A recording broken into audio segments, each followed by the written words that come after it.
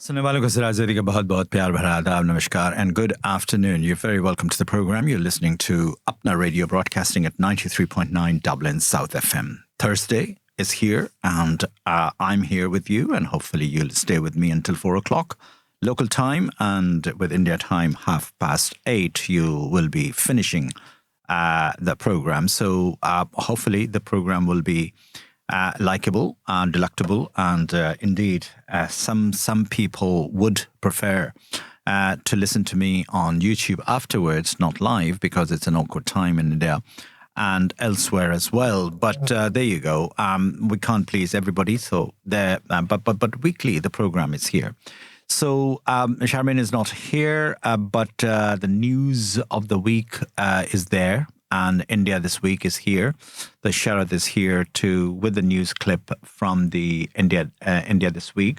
So I would, without any delay, I would ask Sharad to take it away, take the airwaves, and would broadcast the India This Week. Good afternoon. This is 93.9 Dublin South FM, and you are listening to India This Week, our weekly news and current affairs program. I am Sharad Awasthi.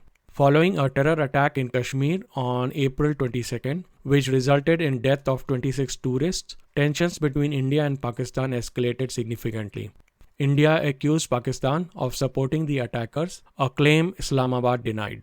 In retaliation for Kashmir attacks, India conducted airstrikes on what it claimed were militant hideouts within Pakistani territory. Pakistan responded by stating that these strikes resulted in civilian casualties and claimed to have shot down Indian fighter jets. India then reported thwarting drone and missile attacks from Pakistan. For 4 days, the two nations engaged in intense artillery fire along their de facto border in the Kashmir region. Both sides also claimed to have targeted each other's military installations with missiles and drones. After days of heightened conflict and reportedly over 70 casualties, a ceasefire between India and Pakistan was announced on May 10th. The United States have reported to have played a role in brokering this agreement. Following the fragile ceasefire agreement between India and Pakistan, several nations, including the United States and China, continued diplomatic efforts to ensure the cessation of hostilities holds. Discussions were reportedly ongoing through back channels to de-escalate tensions further. Amid the military actions, both India and Pakistan expelled each other's diplomats, suspended visa processes, and closed airspaces and land borders. India also reportedly suspended a treaty concerning the sharing of river waters. The conflict disrupted normal life in the border regions. Several northern and western Indian states, including Punjab, Rajasthan, and Kashmir, closed schools. Airlines suspended flight operations from numerous airports in these regions. The heightened tensions led to suspension of India's biggest domestic cricket tournament, the Indian Premier League (IPL), for 1 week. Pakistan also moved its domestic tournament to UAE. The Indian government reportedly ordered social media platform X to block access to over 8,000 accounts within the country, including those of some international news organization, citing censorship concerns. The Indian government announced increased measures to bolster security along the border with Pakistan. This included the deployment of additional paramilitary forces and enhanced surveillance technology to prevent future cross-border incursions. The border conflict's impact was felt in the Indian stock markets, with the benchmark Sensex experiencing a significant drop in early trading on May 10th. It has recovered since and closed at 81,330 yesterday. On May 14th, data revealed that India's wholesale price index, WPI-based inflation, fell sharply to 0.85% in April 2025. This is a significant decrease from 2.05% in March. This decline was primarily attributed to lower prices in the fuel and power sectors. The Indian Meteorological Department, IMD, released its updated monsoon forecast for 2025. It is predicting a slightly above normal rainfall across the country. This was welcome news for the agriculture sector, which heavily relies on the monsoon. Indian economic think tanks and rating agencies began assessing the potential long-term economic repercussions of the recent military escalations with Pakistan. Initial analysis suggests a limited direct impact due to low bilateral trade, but concerns remain about investor sentiments and regional stability. The Supreme Court of India commenced hearing on the batch of petitions challenging the constitutional validity of country's sedition law. Arguments focused on whether the law, dating back to colonial era, infringed upon the fundamental rights to freedom of speech and expression. Despite the regional tensions, India's technological sector continued to show robust growth. Several major IT companies announced new hiring plans and expansion of their operations. It is driven by global demand for digital services. Although some IT companies have resorted to stopping the wage hike and bonus payments.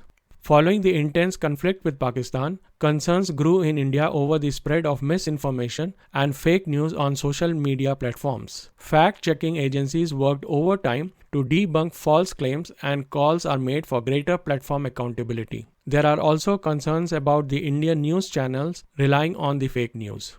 The state government of Tamil Nadu unveiled a new policy aimed to boosting electronic manufacturing within the state. The scheme offered incentives for companies to set up production units, aiming to make Tamil Nadu a major electronic hub in India. Following a week-long suspension due to India-Pakistan tensions, the Indian Premier League IPL 2025 is set to resume on May 17th. The Board of Control for Cricket in India, BCCI, announced a revised schedule with the remaining matches to be played across 6 venues. The final match is now scheduled for June 3rd. The news of Virat Kohli's sudden retirement from Test cricket on May 12th sent shock waves throughout the cricketing world. While he is expected to continue playing one-day internationals, this decision to step away from the long format has generated considerable discussion and speculation. Kohli made the announcement via a heartfelt post on his Instagram account, addressing his fans and reflecting on his 12 years Test career. He used his Test cap number 269 as a symbolic sign-off. The retirement came unexpectedly, just days after Rohit Sharma also announced his retirement from Test cricket. This double blow leaves a significant void in India's Test batting lineup, particularly ahead of their 5 Test match series in England starting in June. Kohli played 123 Test matches, amassing 9,230 runs at an average of 46.85. This includes 30 centuries and 31 half-centuries. He stands as India's 4th highest run scorer in Test, only behind Sachin Tendulkar, Rahul Dravid and Sunil Gavaskar. He also holds the record for most Test wins as an Indian captain, 40 wins in 68 matches. Unlike some other prominent cricketers, Kohli did not play a farewell Test match. His last Test appearance was during the Border Gavaskar Trophy in Australia in January of 2025.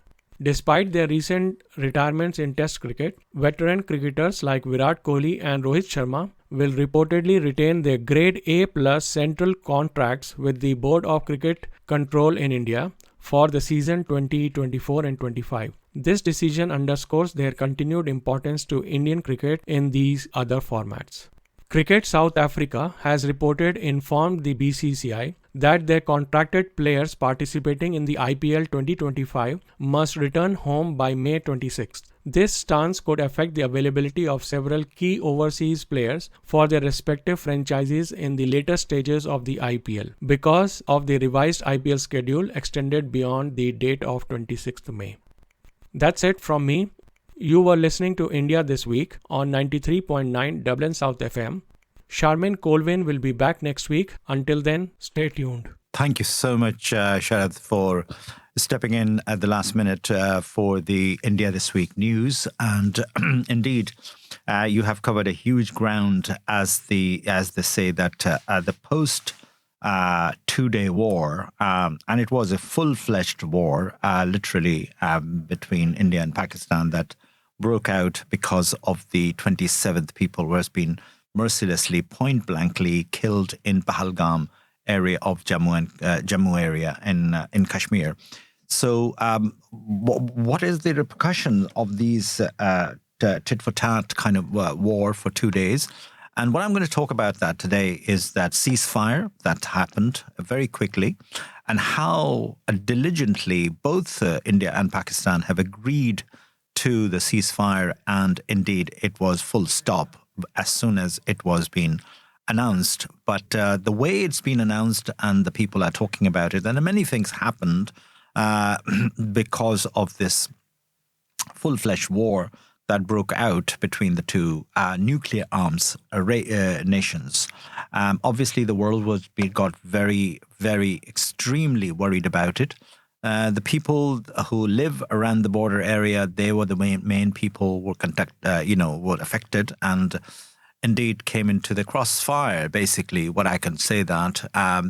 The newly married couples from each side of the border who couldn't return, who couldn't join each other's, the people who were visiting their relatives or their friends couldn't go back and all that. So that was it. Within 24 hours, 48 hours was being announcement of, stopping the travel, and everything was being literally severed, the relationship between India and Pakistan. The diplomatic tension was being developed a week before. So 2 weeks to 10 days, in fact, the diplomats were being called from each other's country and indeed from each other's republic. And then the actual bang started. Obviously, nuclear sites were being protected, but it was not within the reach of anybody's reach that to hit the nuclear plants of each other's country. But it was just the convention war. But what happened really in the convention war is something worth checking about it. One thing is that as we call it, first thing is the first casualty of any war is the truth. So truth has been destroyed, and particularly in the world of social media, and Instagram and YouTube channels and all of those social media kind of guys went berserk, literally false information, lies, blatant lies, so much so that the government of India itself actually announced that please do not rely on these social media channels. These channels are not really informing people the true picture, and a great panicking is setting up in people's heart and mind.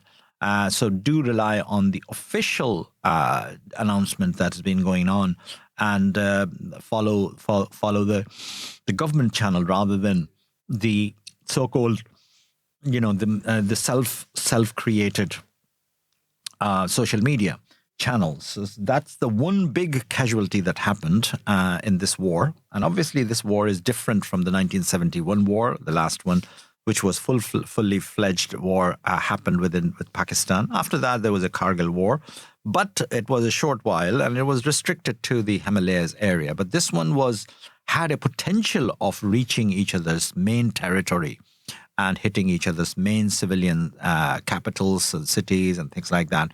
But so much so that Donald Trump, and I must question that why Donald Trump? Why not United Nations? Who is Donald Trump? Is he trying to rule the world and particularly position himself that he is the boss of the world? And if he says that, hey, shut up, hey, stop it, don't fight, and these two little chickens have agreed to do that. Mr. Shehbaz Sharif from Pakistan and Mr. Modi from India. Look, the world has turned upside down. We have no global power except the power of, we have accepted him as the global power, and that is our fault.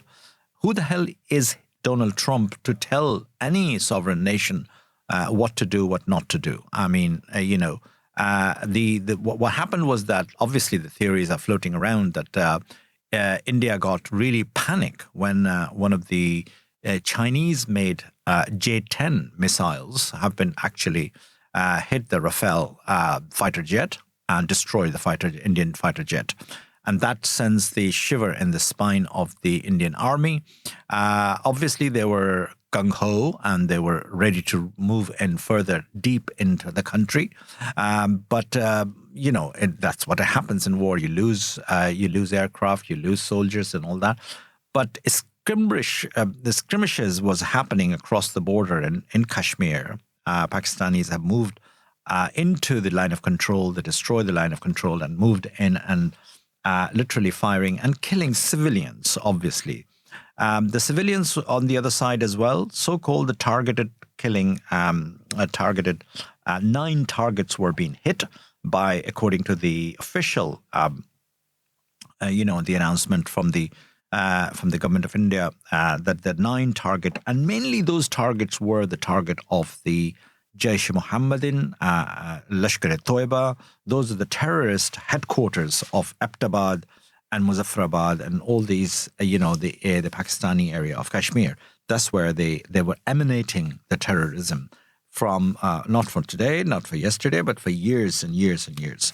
So they end up destroying that very effectively, and the targeted missiles were being shot at them. But with that, there is a saying in Hindi language and Urdu language, 𝐭𝐤𝐻 𝐺𝐻 𝐿. That means, those who understand this phrase, that means when you are actually grinding the wheat grain, you also grind some unwanted wheat grain. Gun means the one which are rotten grains. So that's exactly what happened, that when you're actually firing missiles, you cannot just fire on the buildings and destroyed targets. Obviously, both sides have had occurred losses. Fair bit of losses happened with the lives and the property.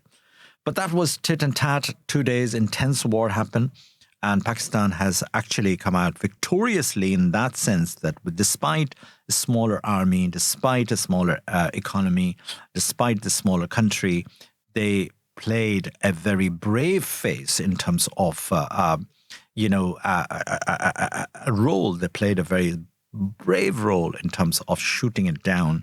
The Rafale, India's Rafale aircraft, fighter jet, and that was being done by the Chinese missiles. So this is something which has created another shock wave in the world, that what Pakistan is capable of doing that. And it came out later on that Pakistan is assembling those aircraft in Pakistan. There are Chinese companies working inside the Pakistan, and then they're reselling it to the places like Egypt and all the other countries, because they are mastering. And China was very happy about it, that Pakistan has demonstrated a bravery in that sense by utilizing their aircraft and shooting it down. On the other hand, India is claiming that they have actually destroyed the targets and destroyed, but no aircraft from the Pakistani side has been destroyed by the Indian side. So in that sense, Pakistan has scored 1 up, in fact, in that sense. But what else happened was that a blatant announcement of Turkey that they are sidelining with the Pakistan, and that had a repercussion in India, that people are openly saying that boycott Turkish goods, don't do holidays in Turkey. India and Turkey has got a huge market. Turkish airline goes every day to India, and Erdogan has announced straight away, it's a war, and I'm with Pakistan. Now that didn't go down very well in India. So that's one thing happened, and many things happen, and it will continue to come out. But one thing which is very, very disturbing is to understand that why Mr. Modi has accepted Donald Trump's call for ceasefire, and why Shehbaz Sharif has accepted. Well, of course, it was in the interest of Pakistan to accept that anyway, because of the no match between the two, a nuclear armed nation. The number of army, number of fighters, jets, all that is very, very unequal between India and Pakistan, but they have accepted. So it was a blessing in disguise for Pakistan. But why Mr. Modi has accepted? This is the question at the moment, the biggest question. And the second biggest question is Amit Shah, the Home Minister, must resign over the lack of security in the region, why there was no security members. So many questions are being raised. Many questions are hanging around unanswered. In due course, I'm sure they will come out gradually. And if somebody within the government of India found guilty, they will be punished. But talking about the guilty party, who were those 6 young people who shot 27 people point blank after asking their religion and all that? Where are they? Why couldn't the government of India could find it? It's, as I said in my previous program, as if they come out from the bushes and disappeared in the bushes of Pahalgam? No. So that's something very, very big question and mark hanging around, that who were these people, where they come from. They could not come from the border area of Pakistan, which is heavily guarded by the army. India side, almost 700,000, 800,000 perhaps, army is on the border area. And the other thing which is a repercussion is happening is that innocent youngsters from Kashmir area, the young Muslim youth has been rounded up. Almost 2,000 people have been put in jails in the anticipation of finding that who did that. So it's a knock-on effect of all those sort of things that is not acceptable.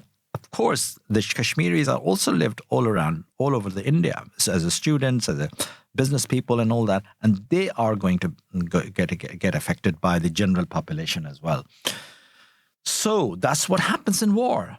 In war, as they say, they don't distribute sweets. It's a bullets who gets distributed from here and there. But anyway, we have talked about it, and I'll continue to talk about it, this particular post-war syndrome and post-mortem about the 2 days war between India and Pakistan. But other things are happening. World moved on. As you have said, if you have listened, the index have moved on, and the life trying to come back as normal as possible. And people are trying to actually, shake the dust and get up and do what they have to do. And the life goes, as normal as possible. So the big news of this week had been immigration. What is immigration? What is emigration? What is immigration? And what UK has announced, I'm sure, will be followed here in Ireland very soon. But just listen to the report from Sharad Awasthi from London, who has put together a comprehensive, actually, thoughts on the immigration policy in the UK. Thank you. If you have heard of River of Blood speech in 1968 and Island of Strangers speech of 2025, you would have guessed our topic of discussion today. It is controversial and highly consequential, most recent, hence we are talking about it today. Migration, international migration, has been cornerstone of human civilization since the beginning of time. From early human dispersals out of Africa to great diasporas across continents, the movement of people have shaped societies, cultures, economies, and nations. However, modern times have complicated this fundamental human process through the imposition of legal and political borders and the increasing ability of governments to control who moves, when, and why. The passports, the visas, they are the restrictions of the modern times. One of the most ambitious modern experiment in freedom of movement of people had been European Union, if you would recollect. And it allowed citizens of 27 member states, formerly it was 28 before the Brexit, and it allowed to live and work across borders without visas. This policy have been deeply aligned with the ideals of inclusion and economic integration, resulting in collective progress. It was not only supported by labor mobility, but also strengthened the social cohesion and the economic development across the European continent. That is the learning. Similarly, if you look at the open border arrangement between the United States and Canada, though not as open and liberal as the European Union, but they have proven mutually beneficial. Economic, social, and security cooperation between these two North American countries have strengthened as a result of coordinated immigration policies. I remember until 2006, people of Canada or America did not require to have a passport to travel to and fro from US and Canada.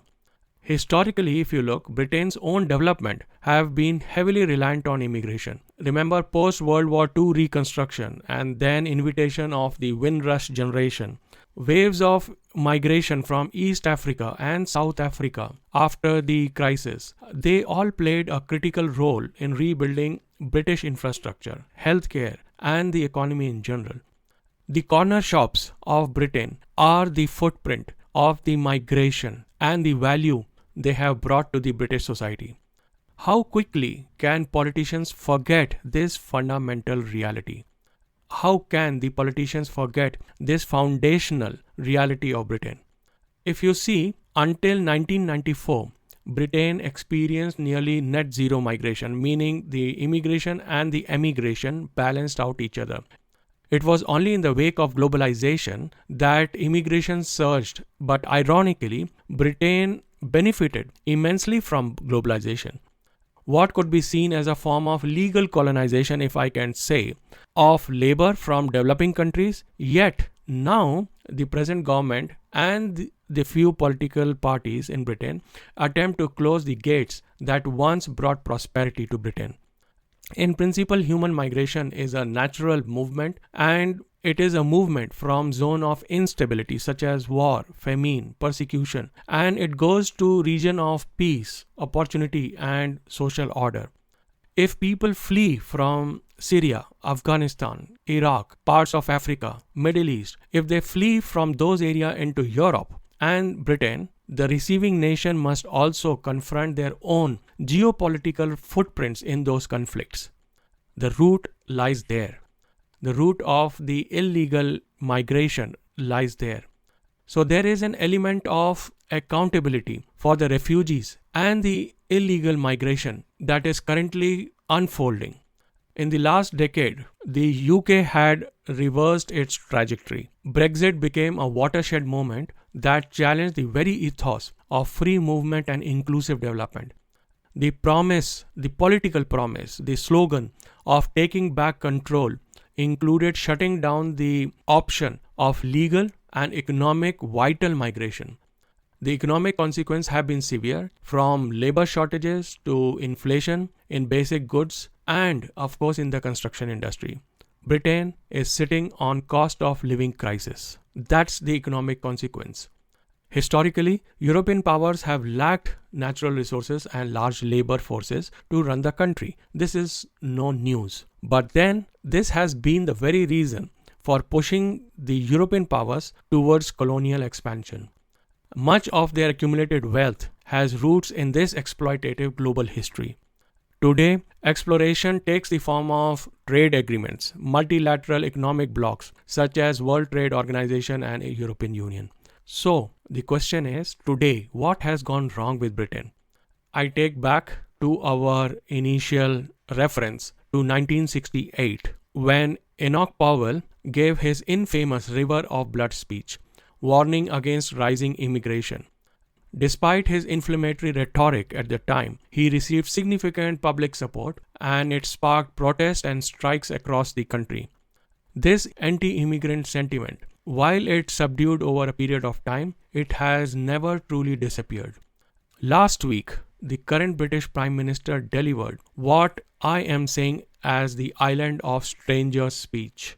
While it is less toxic than the Powell speech of 1968, it does reflect an undercurrent of suspicion toward immigrants.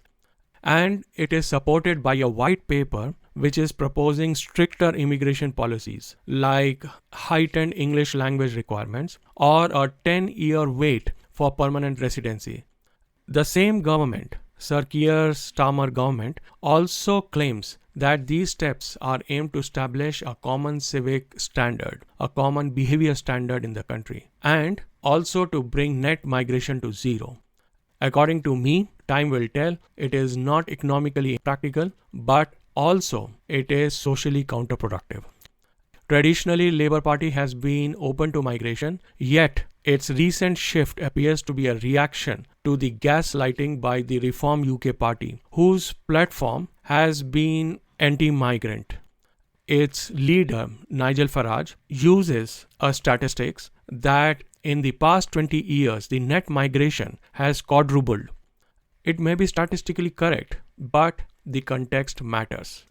According to London's mayor, immigrants contribute an average of £12,000 a year to the national economy, while it consumes only £4,000 in public services. Moreover, according to him, 1/3 of fast-growing UK businesses are immigrant-led. So the British economy, observes a vital role that immigrants play in its growth and development. And the nation must not forget that both the former Prime Minister Rishi Sunak and the current leader of opposition Kemi Badenoch, they come from the Indian and the Nigerian background. Yet, the populist rhetoric of anti-immigrant sentiment is outweighing the economic logic. As of now, there are over 100,000 vacancies in social care sector. 131,000 unfulfilled National Health Services roles are open. And this looming shortfall is also hampering the government's target of building 1.5 million homes. Fundamentally, these are positions that the young British do not aspire to fill. A generational disinterest in low-wage jobs have created a national labour identity crisis in Britain. And despite this, public discourse remains fixated on reducing migration. The Brexit-era xenophobia still exists, still simmers. We saw the aftermath of Southport riots, which were targeted and fueled by xenophobia. According to UK's parliament, 20% of the NHS staff are foreign nationals and 30% of nurses are immigrants. These numbers should inspire gratitude, not hostility, and this must be taken note of by the Reform UK Party and the current Labour Party. Unfortunately, immigration policy shift with the political winds. Worse still, political narratives conflate legal and illegal migration. Europe and UK are currently facing high levels of unauthorized migration. Much of it is driven by human trafficking. Since 2021, nearly 700 people per week have been crossing the English Channel, and they are in unsafe conditions. The boats are collapsing, people are dying in the English Channel. This is the true crisis, not the legally sanctioned migration that props up the national institutions of Britain and Europe. The current government's approach is only muddling up the real issue of legal and illegal migration, and there is a criminal network known to the government which is facilitating this migration. Targeting legal migration will not solve this problem. You may use the statistics, a distorted one quoting the case of Coventry, a town in Britain where 28% of the residents are born outside the UK, which they say is twice the national average. That's fine. But that figure ignores the role of post-war immigrants from the Caribbean, India, Pakistan, and East Europe who helped rebuild the city after the World War. In any humane immigration policy, family reunification should be sacrosanct. Therefore, any attempt by the current government banning dependence of skilled workers is not only cruel but counterproductive. It undermines the social stability that the migrants seek to rebuild in the new country. Another complication that I see where UK signed a free trade agreement. Now, the irony is that Britain has agreed to fast-track visas for Indian chefs, yoga teachers, IT professionals and engineers. Now, how can it reconcile these obligations with the target of zero migration by end of this parliament term? Therefore, I see Britain at a crossroad. Policymakers must redefine a coherent vision, and they need to balance economic needs, youth disengagement, illegal migration, trafficking, human trafficking networks, and in the broader context, the global interdependence. Restrictive nationalism, as seen in the Americas by the Trump administration, hasn't solved America's immigration challenge either. The American economy, like Britain's, rely heavily on documented and undocumented immigrants for its low-skilled workforce. This is a known fact. And to those in Reform UK or the New Labour Party pushing for tighter borders, let us not forget that for 250 years, Britain maintained nearly 200 colonies across the globe, often ruling lands where they did not belong. They were the biggest immigrants in those faraway countries. So if I conclude my argument, migration is not a threat to society. It is the very foundation of human geography, and civilization progress on migration. Therefore, to curb it blindly and to wage a war against a natural rhythm of human geography and human history, Britain is losing sight of this natural process in the fog of political warfare, in the reaction to the political statements. And when the British Prime Minister delivers the island of stranger speech, he is not only reacting to his political statements, his political opponents in Reform UK Party, it is short-sighted and it is disruptive. With those arguments, I leave you until next week. Stay safe, stay informed, and dutifully ask questions. Bye for now. Dublin South FM. You wouldn't buy a car without knowing its history. So why would you buy a story without knowing who's telling it? Come here and I tell you. It's not always easy to verify what you see, read, or hear. But now there's help. Visit www.bemediasmart.ie. Stop, think, check. Be Media Smart. Brought to you by Media Literacy Ireland, supported by RTE. 93.9 Dublin South FM. Indeed. Welcome back to the program, and that is 93.9 Dublin South FM. Well, Sharad, you have done a great job. You have said it all that I wanted to say. But it is a question on everybody's. We are all immigrants, actually. You are immigrant. I'm immigrant here in this part of the world.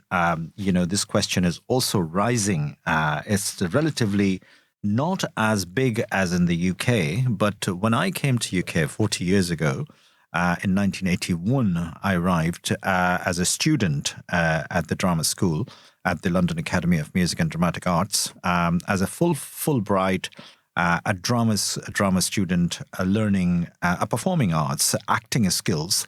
I've been given gladly admission because it was a private school. It's a heavily fee-paying school. At that time, I remember it was a £15,000, which probably will be £150,000 at this stage, if you compare it today. Anyway, it was then after that, there was a huge surge of Indian and Pakistanis and Bangladeshi people in the UK, and there's certain areas who have been literally occupied by these people, vis-a-vis,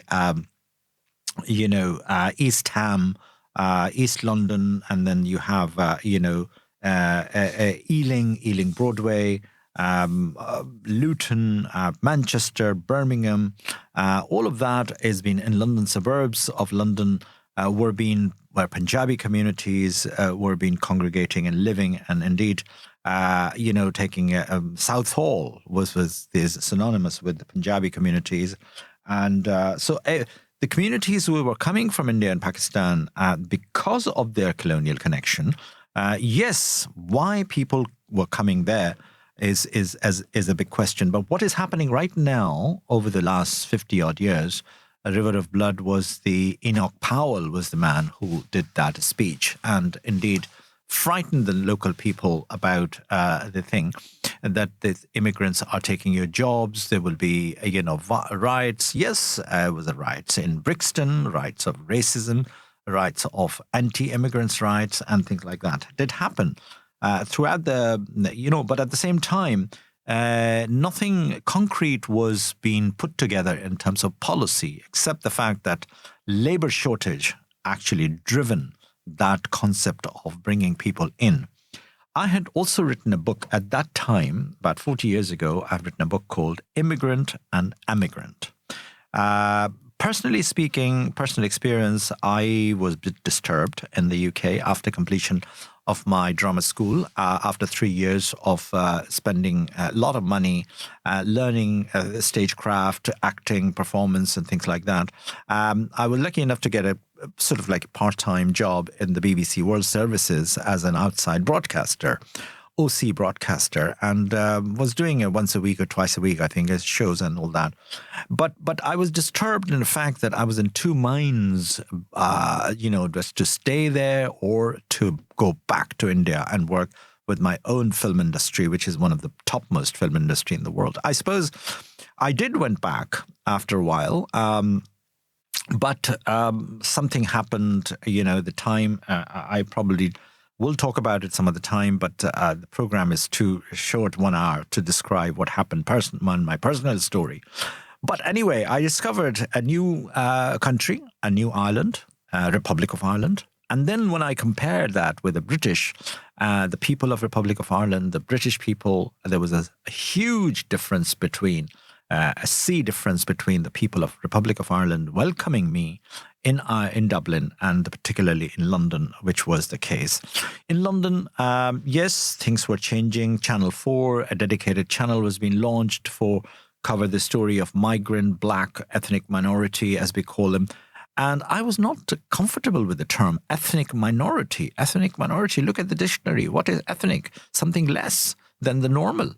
And this racism of between white and black and brown and all that was also being very much at rising. There was a topic of discussions, rallies and things like that. And then the big, issue of Salman Rushdie happened. He wrote a satanic verses. And then there was a backlash against Salman Rushdie and the Muslims and things like that. Anyway, all of that was being the 80s England. 80s England was, was not the kind of England which is now, if you go into certain areas, such as my relative still lives. My brother lives in Luton. My other brother, who just passed away a few years ago, lived in Southend as a doctor. Both of them had a successful life, a successful existence, and they raised their families. Their families are now serving United Kingdom, as Sharad has mentioned in his clip. The medical profession, my brother was a doctor, a GP, the longest serving GP. Before that, my uncle was a doctor in that area. So all of that has led to the fact that they were serving the nation. They were looking after the local indigenous British population because they were skilled doctors, because they were skilled people. Now, to me as an actor, it was kind of a limited work. I was not getting enough work as an actor. A theatre role here, there, small television role here, there, but nothing concrete what I was expecting to do. So frustration was the word which I was describe my existence at that time. It was very uncomfortable time, uneasy time for me to be around UK, and there was a lot of other things were going on. But when I discovered this Republic of Ireland, at that time, nobody was coming into Republic of Ireland. In fact, this place was literally empty, is the word which I would use. Hardly you would see any coloured person. Hardly you would see anybody walking on the Grafton Street or Connell Street of a darker skin colour and all that. Now, that argument has moved on, and there was a lot of things happening, my friend Dil Wickramansinga, who was a broadcaster at the News Talk, had a lot of hard time, and she actually, Dil was interesting background. She was a gay by nature, but also she was from Singapore. So Singapore or Australia, whatever, I can't remember. But anyway, she to this day, there is no reflection of the immigrants, the huge amount of immigrant population on air, not on RTE, nor on News Talk, nor at that time in BBC. Now BBC has got, I have not one but few broadcasters, regular program, BBC Two. Yeah, Channel 4, as I said, in London was the place where Farrukh Dondi was the producer appointed, and he promoted a number of programs and number of things like that. But this particular immigration policy will backfire, will not be successful, because country is run by, particularly in the UK, country is run by the immigrants. The certain jobs which are will not be done by the British and therefore they need immigrants. Yes, skilled workers versus non-skilled workers. What they're talking about is that you must have a language, of English as a basic requirement in order to settle and work in the UK. And that might be a right way of going about it, perhaps, that they have to be selective. Yes, human trafficking is the big issue, but as a nature, human beings must be free to move around from A to B. Now, European integration has happened. Ireland has been used as a backdoor of immigration to the UK and vice versa. When Brexit happened, a flood of immigrants, illegal immigrants, moved into Ireland. And regularly the back door, so to speak, because there is no border check if you fly Ryanair from Luton or Stansted or Heathrow. You just walk through it as a normal internal channel flight. Yes, sometimes you can be spotted, because of you look different, visually you are different, which is against the law.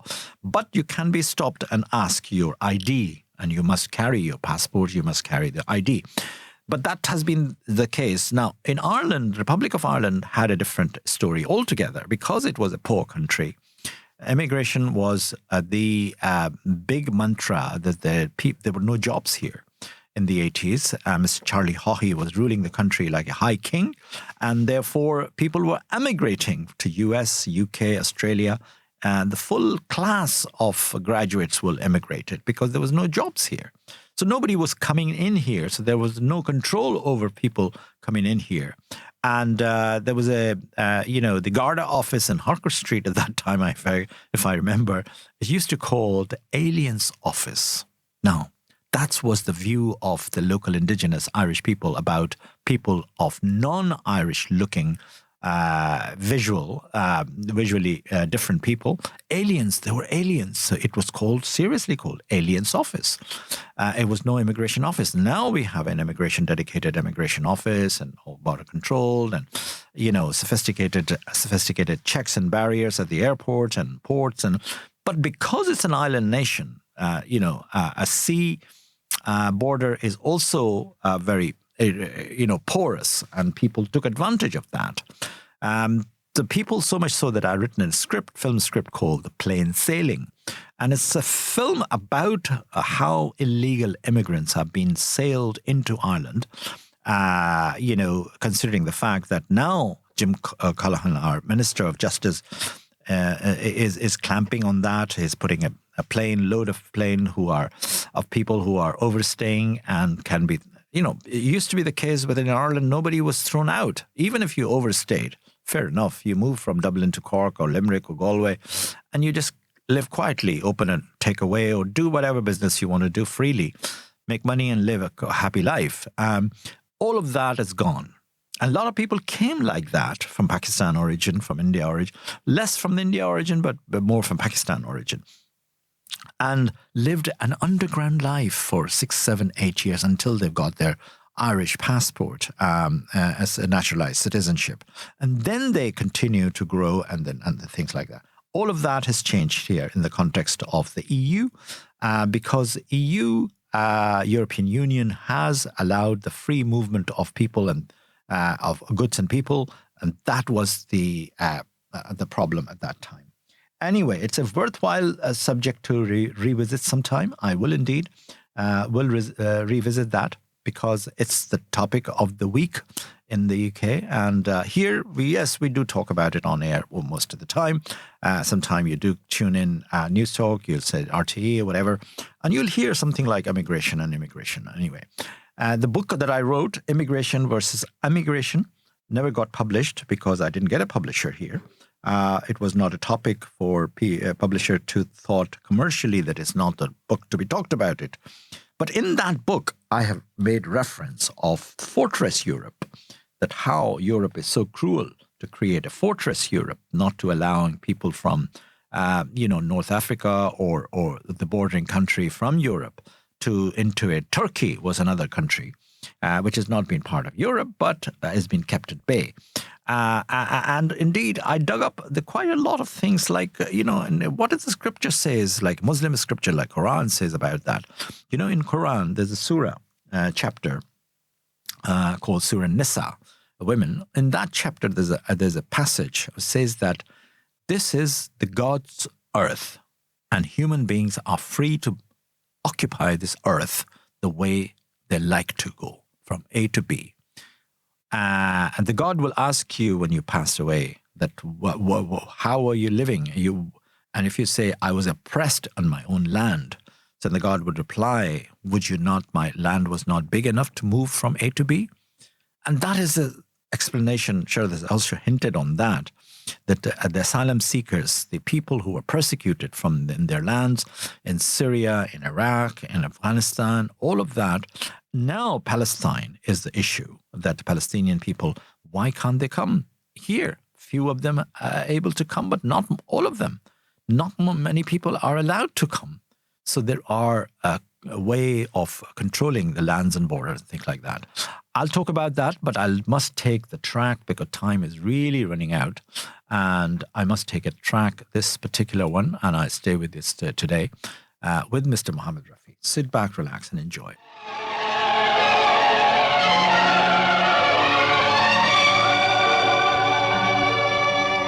जाने वाले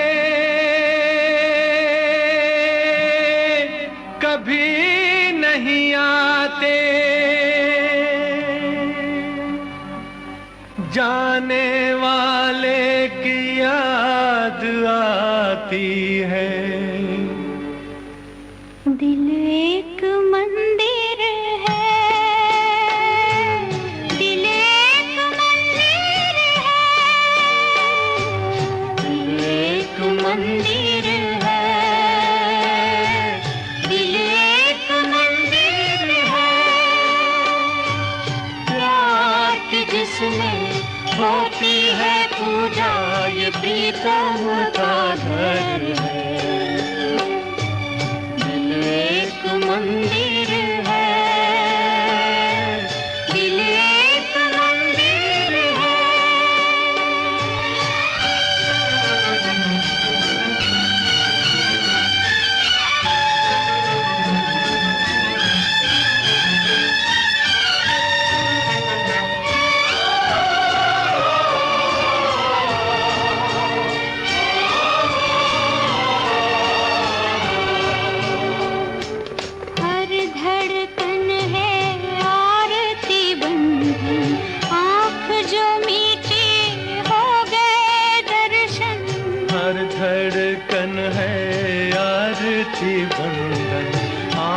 जो मीठी हो गए दर्शन, मौत मिटा दे चाहे हस्ती, याद तो अमर है। मौत मिटा दे चाहे हस्ती, याद तो अमर है।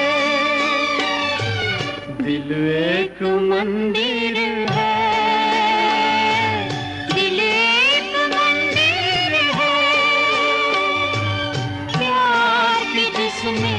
होती है पूजा, ये प्रीतम का घर है।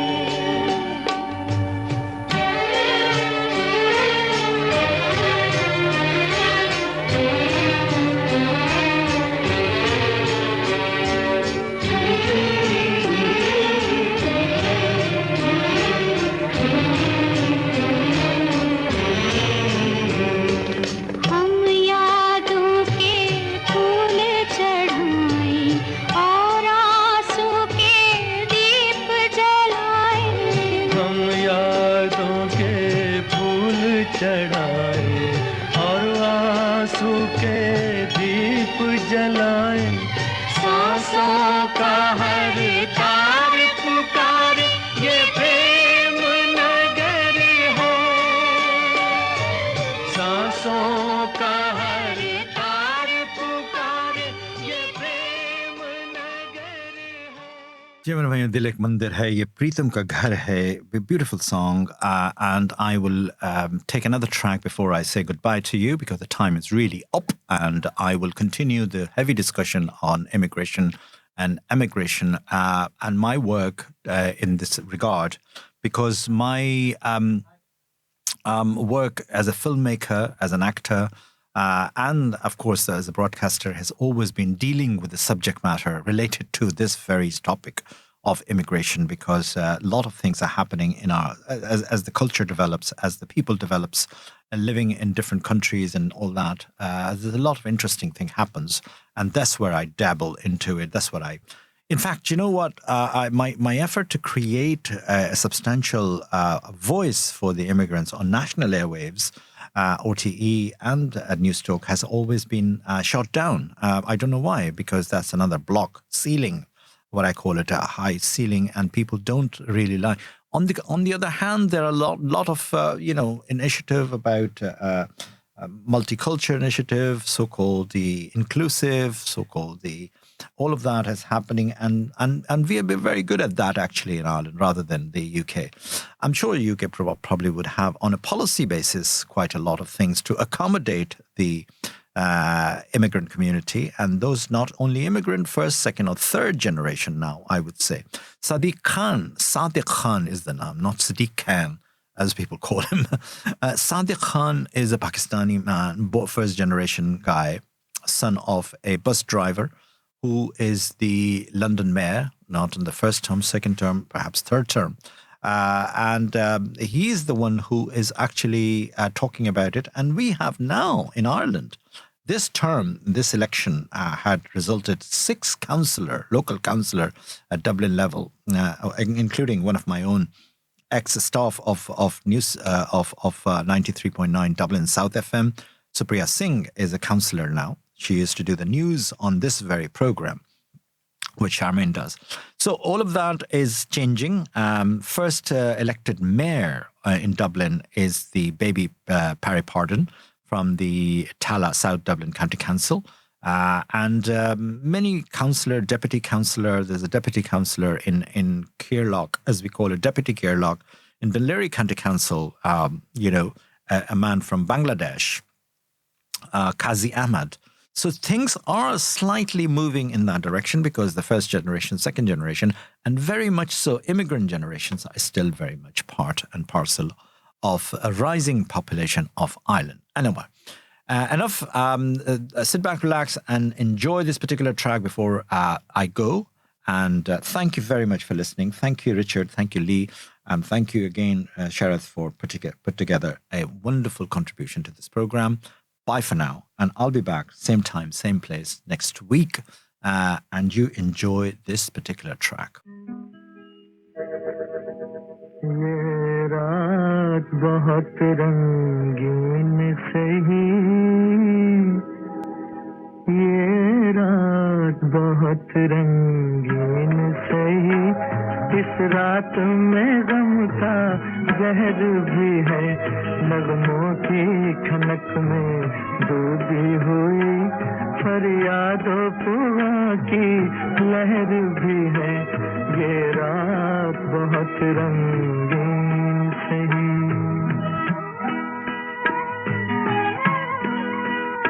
तुम रक्स करो मैं शेर पढ़ूं, मतलब तो है कुछ खैरात मिले, इस कौम के बच्चों की खातिर कुछ सिक्कों की